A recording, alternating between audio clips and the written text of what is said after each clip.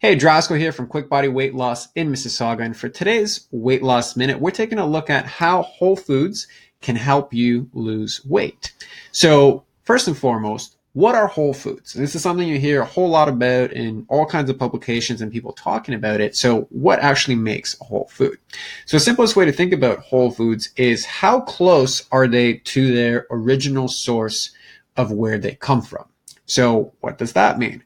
So let's take a look at something like a potato. So if you take a potato out of the ground in the farm that it's grown at, that's the whole potato. Like that is it in its rawest form. So that potato is considered a whole food. Once you do something to it, then you move down the spectrum of what we call processed foods. And not all processed foods are created equal. So what do we mean with this potato example? So if I take a potato and I boil it, I have technically processed that potato. It's not full 100% whole food, but for all intents and purposes, that still leaves all of the good stuff of the whole foods. And just to kind of backtrack here, so a whole food, in addition to being as close to the source as possible, has all of the original fiber, has all of the original nutrients, has all of the original vitamins, and basically eating more whole foods keeps you full longer and gives you all those nutrients. So even though potatoes get a bad rap, at the end of the day, if you keep it close to its whole food origin, it does actually have a lot of nutritional value in it. So if I take that whole food potato, I boil it, I still retain a lot of nutritional value that was found in the original whole food origin. Now, what if I take that potato and then I turn that potato into fries in a factory? Well, now I've actually gone and processed quite a bit. Not only did I kind of cut it, but chances are I added some color to it. I added some preservatives to it. I added a whole bunch of processed salt to it. So now it's kind of like I've started to strip away a lot of its nutritional value in order to make it into this product. So now that's more considered a processed food. Okay.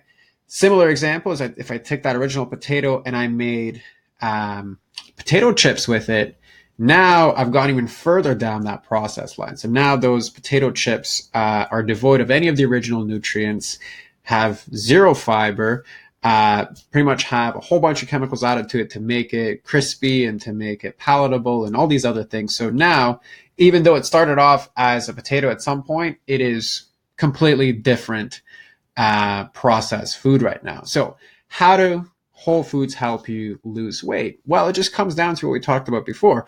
Whole foods have a lot of nutritional value in it. So the more you eat them, the healthier you are, the longer they keep you full, which means you don't have an appetite to eat a whole bunch of the other stuff. So really it just comes down to the closer you can eat to the source, the better it is for you. So you can consider this as something when you're cooking. So like cook from the whole food source. If that's not really that realistic for you in your situation, then when you are going out to eat, consider, is the food that I'm buying closer to the processed end of the spectrum?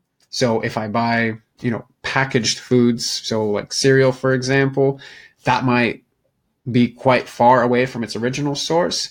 But if I choose a restaurant or a fast food place that actually has to combine the full ingredients together. So like, for example, I can go to Subway and I can get a salad that's put together with whole foods. That's going to help me lose weight versus if I buy a sub that has a whole bunch of like deli meats and just breads and not a lot of the whole food stuff, then that's not as good of a choice. So that's how you want to look at whole foods and how they can help you lose weight.